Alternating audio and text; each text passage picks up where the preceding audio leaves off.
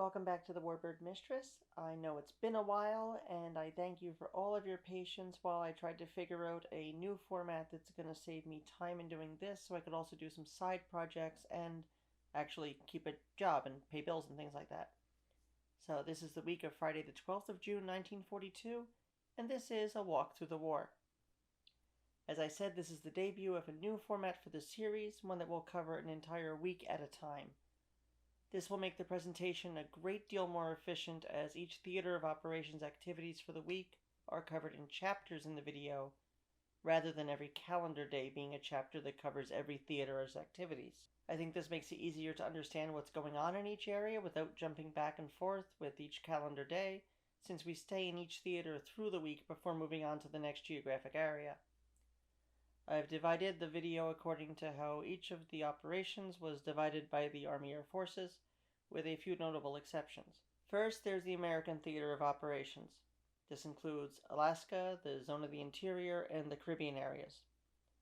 The Territory of Alaska is covered separately from the Interior and the Caribbean for many reasons, including the unique nature and independence of operations there, the geographic distance, and the desire to have the map move around as little as possible. The other two kind of go together for, again, a number of reasons, so I'm not creating a separate chapter for the Caribbean commands unless something major happens, like the Japanese invading the Galapagos or the Italians bombing the Panama Canal. Second, there's the European Theater of Operations. I'm sure that in time this will be a great deal more engaging than it is now, and the complex nature of air operations over Europe is one reason I chose this change in format. This will overwhelmingly be the activities of the 8th Air Force. Third, there is the Mediterranean Theater of Operations, which includes North Africa, the Middle East, the Near East, Italy, Greece, the Balkans, and even Romania and Bulgaria, since operations in those regions were carried out by units in the Med. Fourth, there's the Pacific. Now, the Pacific itself is divided into several theaters: the Pacific Ocean area, the CBI, the Southwest Pacific area, the Philippines, etc., etc., etc. These areas of operations will be discussed in turn, except for the rare occasions when operational activities overlap, and I'll just wing it at that point. Now, to keep track of the days, I'm no longer having the desk calendar appear between each day. That would call for more intertitles than a large print silent movie. What you will see instead is the date like this, placed in the most appropriate corner of the screen so it's easy to keep track while I narrate. So I hope the change to this new format makes sense. I definitely want to thank my subscribers, members, Patreon patrons, and viewers like you for your support. I certainly appreciate your patience while I tried a few things before getting it to be how I wanted. And of course, this is really all about you, so please, I beg of you, I want to hear feedback about it before I put out the next one. And with that, on with our really big show. So we begin with the American Theater of Operations with the 11th Air Force in the Territory of Alaska. Starting on Friday the 12th of June 1942, we see the 42nd Fighter Squadron, 54th Fighter Group, move from Harding Baton Rouge, Louisiana, to Kodiak, Alaska, with their P-39 Airacovers. The same day, a half-dozen B-17s and a single B-24 bomb shipping in the harbor at Kiska Island. They damage a cruiser heavily, and one destroyer is seen on fire. On Saturday the 13th, an LB-30 flies a weather mission, and for the third straight day, shipping in the harbor at Kiska is bombed, this time by 5 B-17s and 3 B-24s. Two of the bombers turn back, the others bomb partially cloud-obscured targets, and no effect is observed. On the 14th, we see 4 B-17s and 3 B-24s attack Kiska Island, again, the shipping in the harbor predominantly, and they bomb from an altitude of 700 feet, which is the lowest altitude as of yet. They hit 2 cruisers, and 1 scout seaplane is shot down. 2 B-17s are heavily damaged, but return to base, and in response, the Japanese bomb Nazan Bay on Etka Island. On Monday, we see the bombing mission to Kiska Island carried out by 3 B-17s and 2 B-24s, but it is aborted due to weather. And on Wednesday again, the weather is once more just not really in the mood for it, and a patrolling mission by the heavy bombers is cancelled. On Thursday, the 18th, we see 1 LB-30 Liberator, 3 B-17s, and 4 B-24s make a precision high-altitude attack on Kiska Harbor. They set one of the transports on fire and it's observed sinking, another is damaged severely, and two scout planes are likely shot down as far as they know. One of the B-24s crashes into the sea and part of the crew is saved by a patrol bomber later on. Now, staying in the ATO, we move to the zone of the interior and the Caribbean. On Sunday the 14th, the 32nd, 352nd, 353rd, and 419th Bombardment Squadrons Heavy of the 301st Heavy Bomb Group cease operations from Muroc Army Air Base, California, and they return to their base at Alamogordo in New Mexico. They fly B-17s, and they are no longer assigned to ASW patrols. The 358th, 359th, and 360th Bomb Squadrons of the 303rd Heavy Bomb Group also ceased flying their ASW patrols as they moved from Muroc to Gowan Field in Boise, Idaho with their B-17s. The next activity we see is on Tuesday, where the headquarters of the 40th Bomb Group Heavy and the 29th Bomb Squadron Heavy moved from Borinquen Field, Puerto Rico to Howard Field Canal Zone and Agua Dulce, Panama, respectively. They fly B-18 Bolos and A-17 Nomads. Now, the Nomad may be overlooked by many as a pre-war plane out of American service by the time of Pearl Harbor. She in fact served until 1944 in very small numbers. A development of Northrop's Gamma 2F, she was a two-seat single-engine strike aircraft with semi-retractable gear and perforated flaps to assist in diving.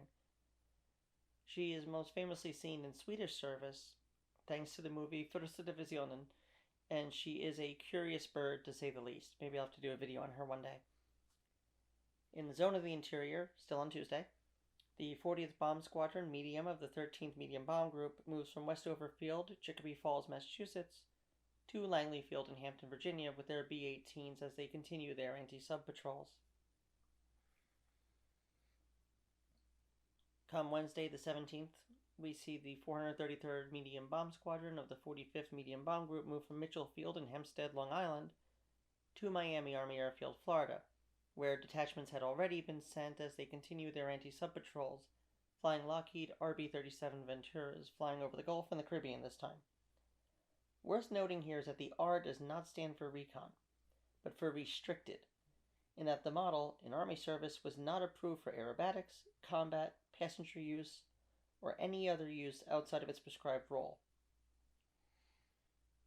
And now with the Caribbean, we see the 395th Bomb Squadron Heavy of the 40th Heavy Bomb Group move from Borinquen Field, Puerto Rico, to Rio Hato, Panama, with their B-18s and A-17s. In addition to anti-sub patrols, the 395th also serves as a replacement training unit. On Thursday the 18th, Prime Minister Winston Churchill arrives in Washington, D.C. for a series of conferences that last until the 25th of June with President Franklin D. Roosevelt. Tomorrow, the two leaders meet at FDR's home in Hyde Park for 2 days of preparatory discussions prior to the formal beginning of the conference on the 21st. Subjects discussed include war production, shipping, assistance for China, diversion of Germany from the Eastern Front, and for the first time, atomic research. They also meet with the Pacific War Council and the 19-year-old King Peter II of Yugoslavia, together with his foreign minister, Momcilo Ninčić. They also meet Chinese and Soviet representatives, although they are not engaged necessarily in the negotiations. FDR and Churchill also agree to begin preparations for Operation Torch, and FDR announces his decision that Dwight D. Eisenhower will be Commander-in-Chief of the American forces in the European Theater of Operations. And that concludes our journey through the American Theater of Operations, so we move over to the ETO with the 8th Air Force. On Friday the 12th, yet another contingent of personnel for HQ 8th Air Force and their subordinate commands arrives, and the units arriving with them are the headquarters of the 60th Transport Group, which is at Chelmsford, Northamptonshire, 309th Fighter Squadron of the 31st Fighter Group at High Air Call, Shropshire, the 341st Bombardment Squadron Heavy of the 97th Heavy Bomb Group at Polbrook with B-17s, making them the second unit to have aircraft and the first Flying Fortress unit in Britain. All three squadrons fly their first operational mission on 17 August. On Saturday the 13th, we see the headquarters of the 97th Bomb Group Heavy arrive at Polbrook. On Sunday, the aircraft program for the Army Air Force in the UK is revised from 3,649 aircraft down to 3,266 aircraft, and the date of the anticipated final strength is advanced 1 month to 1st April 1943. As we move to Monday, the 15th of June, we see Major General Carl Spaatz, commanding General of the 8th Air Force, arrive in the UK. The 8th Bomber Command takes a significant step towards development of the organization for control of combat operations by establishing the 1st Bombardment Wing Provisional at the former girls' school famously managed by Ridley Haim Herschel at Brampton Grange Estate in Cambridgeshire. The wing is to take orders from 8th Bomber Command and direct the operations of B-17 squadrons in East Anglia arriving from the United States. And we finish on Wednesday, the 17th of June, as the 5th Photographic Reconnaissance Squadron of the 8th Air Force arrives in Molesworth from the U.S. with their F-4 Lightnings. This is the unarmed recon version of the P-38. Their first operational mission will be in November. Moving south to the Mediterranean, we see some overlap from the CBI as the Halverson Detachment of the 10th Air Force is the first unit to enter this theater of operations. Better known as HALPRO, the Halverson Detachment is named for Colonel Harry Halverson, the commanding officer. It is a group of 23 B-24 Liberators originally destined to join the 10th Air Force. The mission on which they first set off was an ambitious one. They were to bomb the Japanese home islands from bases in China. They had planned to fly from Florida through Africa, Arabia, Persia, and British India to China. However, they found their final destination cut off by the successful May 1942 Japanese offensive, which took Chekiang out of Allied hands. This is the coastal province south of Shanghai.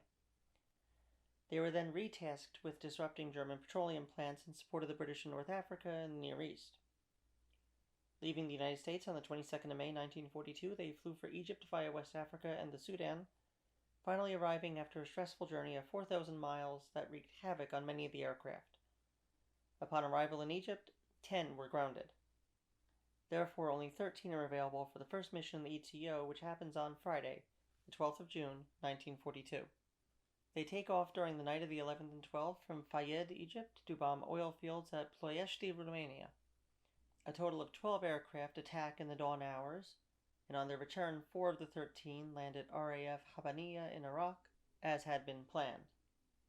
3 land at other Iraqi fields, 2 land in British-occupied Syria, and 4 are interned in neutral Turkey.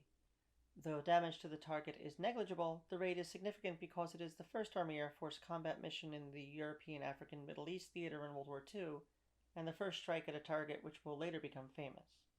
For more on Romania and Ploiești, I do recommend, therefore, my own video, Liberators versus the Vanatoare, which is really about the Royal Romanian Air Force. Anyway, on Monday the 15th of June 1942, we see the first American strike against Italy, as 7 B-24s of the HALPRO detachment participate in the action taking place in support of the convoy operations to Malta, known as Operations Harpoon and Vigorous. Coming from the east and the west, the dual convoy approach is designed to divide the Italian naval assets and make them more vulnerable to the Mediterranean fleet and the newly reinforced Maltese and North African air assets. Facing them are a task force of 2 Littorio-class battleships with 4 cruisers and 10 destroyers moving out of Taranto to intercept the eastern convoy, and 2 cruisers with their escorting destroyers which are poised to strike from Palermo, as well as the assets of the Regia Aeronautica, particularly their torpedo-bombing SM-79 Spaveros. This sets the stage for what will become the Battle of Pantelleria in the western approaches and the Battle of mid-June 1942 in the eastern approaches, which is where we and Convoy Mike Whiskey 11 are concerned. It is worth noting that the Italians knew what was going on thanks to Colonel Bonner Fellers. He was the American military attaché in British Egypt, and as he cabled Washington on the matter, he did so not knowing that the American military codes had already been broken by the Servizio Informazioni Militare, and so the Italians kind of knew what was going on. That doesn't mean they succeeded. So let's look at Monday now at 0350 to 0920 hours on the morning of the 15th.